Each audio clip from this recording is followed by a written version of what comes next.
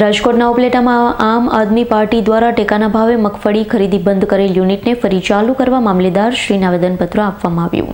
Upleta marketing યાર્ડમાં ટેકાના ભાવે મગફળી ખરીદી ચાલુ છે તે ખૂબ જ ધીમી ગતિથી ખરીદી થતી નજરે જોવા મળે છે। ખેડૂતોએ હેરાન થવું પડે છે। શરૂઆતમાં માર્કેટિંગ યાર્ડ દ્વારા 2 યુનિટનું ખાતમુહૂર્ત કરવામાં આવ્યું, પરંતુ હાલ 1 યુનિટ બંધ અવસ્થામાં, બીજું યુનિટ ખૂબ જ ધીમી ગતિએ ચાલે છે, જેના લીધે ખેડૂતોએ મુશ્કેલી ભોગવવી પડે।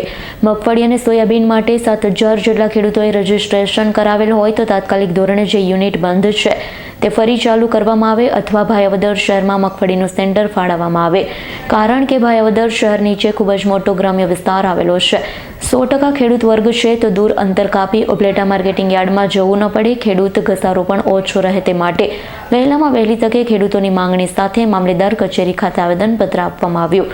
આ તકે આમ આદમી પાર્ટીના ઉપલેટા તાલુકા પ્રમુખ ઓકાભાઈ ધુલ, ઉપલેટા તાલુકા મહામંત્રી રાજુભાઈ કાંબરિયા, ઉપલેટા શહેર પ્રમુખ અમૃતભાઈ ગજેરા, ભાયાવદર શહેર પ્રમુખ વલ્લભભાઈ માકડિયા આજે આમ આદમી પાર્ટી અને સમગ્ર ઉપલેટાના ખેડૂત ભાઈઓએ આજે મામલતદારશ્રીને રજૂઆત કરેલી છે કે હાલ ઉપલેટા માર્કેટિંગ યાર્ડની અંદર જ્યારે ટેકાના ભાવે મગફળીની ખરીદી ચાલુ હોય, આ ખૂબ જ ધીમી ગતિએથી ચાલુ છે અને આના કારણે ખેડૂતોને હેરાન થવું પડે છે।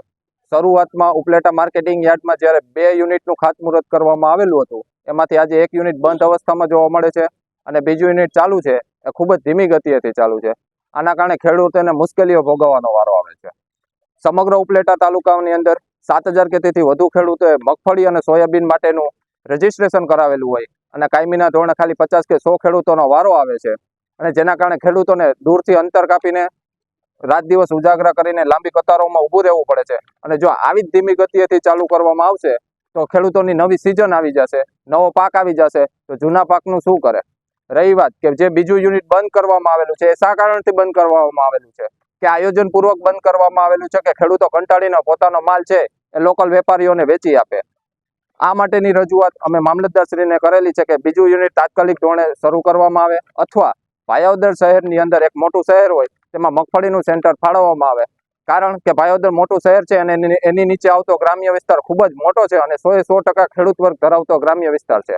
જો એની અંદર સેન્ટર ફાળવવામાં આવશે તો ભાયાવદરથી ખેડૂતોને ઉપલેટા સુધી આવવું નહીં પડે અને ઉપલેટા માર્કેટિંગ યાર્ડમાં પણ ખેડૂતનો ઘસારો નહીં થાય।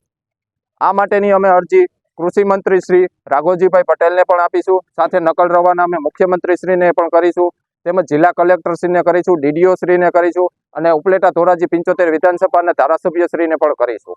રહી વાત કે અમે રજૂઆત પણ એ કરેલી છે કે ગયા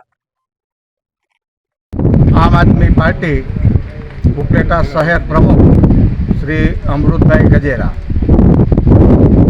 ઉપલેટા તાલુકાની અંદર ગુજરાત સરકાર દ્વારા ટેકાના ભાવે મગફળીની ખરીદી થાય છે અને ચાલુ છે, પણ ઉપલેટા તાલુકામાં 7,500 ખેડૂતોએ મગફળી ટેકાના ભાવે વેચવા માટે અરજી કરેલી છે। ઉપલેટા તાલુકાને 2 કેન્દ્રો મગફળીના ફાળવવામાં આવ્યા હતા। હવે ખબર નહીં કે 1 કેન્દ્ર શું કામે બંધ કરી દેવામાં આવ્યું।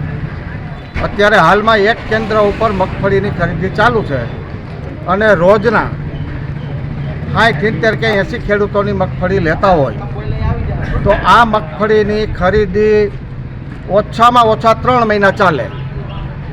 અત્યારે રવિ પાકની સિઝન છે, ખેડૂતોએ રવિ પાકનું વાવેતર કરવું હોય, બિયારણ લેવું હોય, ખાતર લેવું હોય અને મગફળીની ખરીદીમાં પોતાનો વારો ના આવે તો એને પૈસા મળે નહીં।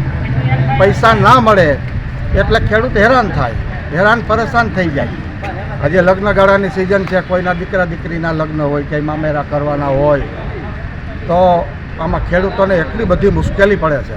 અને જો બીજું કેન્દ્ર ચાલુ કરવું હોય અને ઉપલેટા માર્કેટિંગ યાર્ડની અંદર જગ્યાનો અભાવ હોય તો ભાયાવદર પણ એક એવું સેન્ટર છે, મોટું સેન્ટર છે કે ભાયાવદરની નીચે પણ ખૂબ જ ઘણા બધા ગામડાઓ આવે છે, તો ત્યાં પણ એક કેન્દ્ર ચાલુ કરી શકાય।